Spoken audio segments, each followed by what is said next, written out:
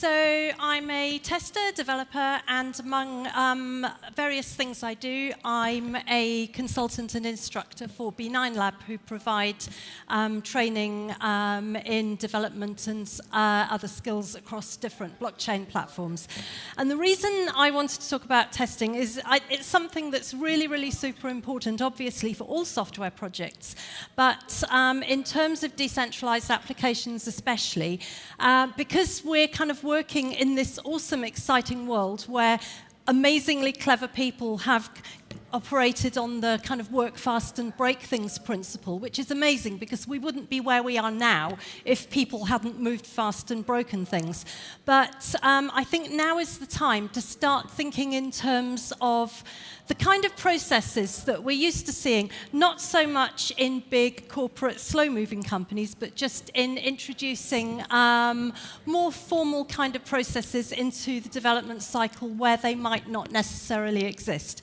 So obviously in the past, people tended to work on big waterfall projects where testing happened at the end. The new cycle that we're all used to looks a lot more like this. And in the middle, we have test.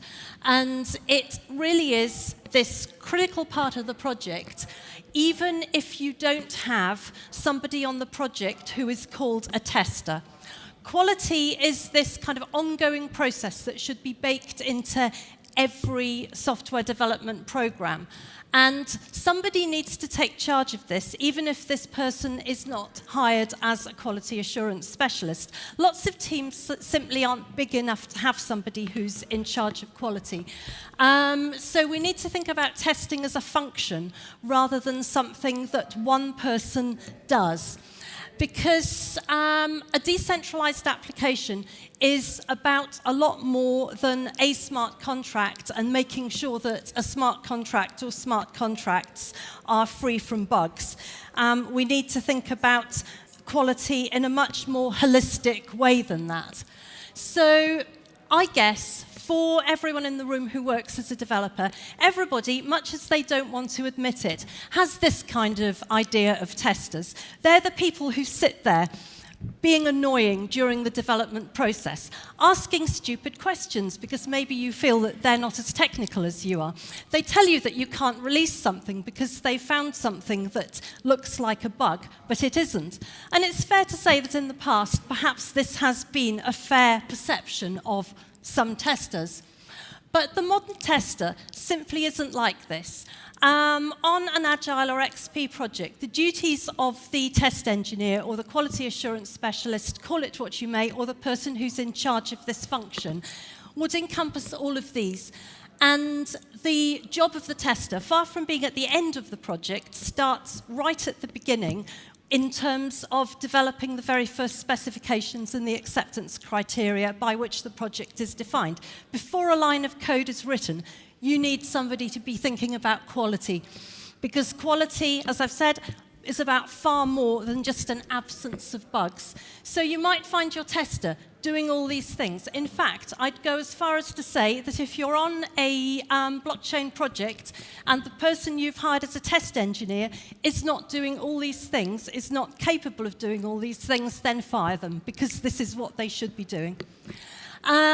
So we all know that when you develop a decentralized application, you have your smart contracts, you write all your unit tests, and of course that magically ensures that at the end of the process, you have a decentralized application that everybody's happy with, that there are no bugs ever. Okay, this doesn't happen, because a lot of the problems come with the things that are around the contract itself.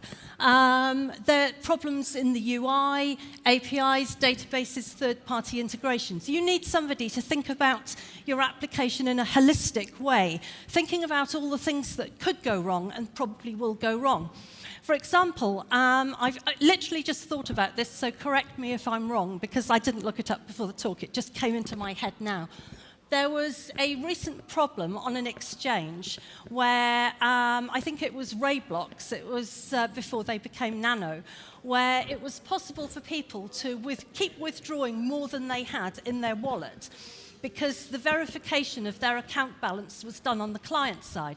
Now, I'm sure there were some really good smart contract developers working on the contracts to ensure that there wasn't going to be a problem. But nobody looked at it holistically and went, what is the front-end developer doing? And that's why you need somebody to have this all-around awareness. So you have to assume when you're developing and testing that somebody has not just really, really bad intentions, but that they're also really stupid.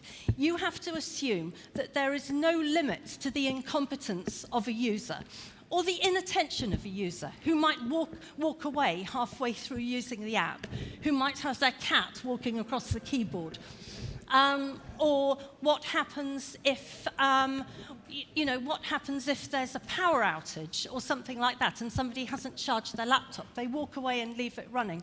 You have to assume the worst consistently. Developers don't necessarily have time to do this.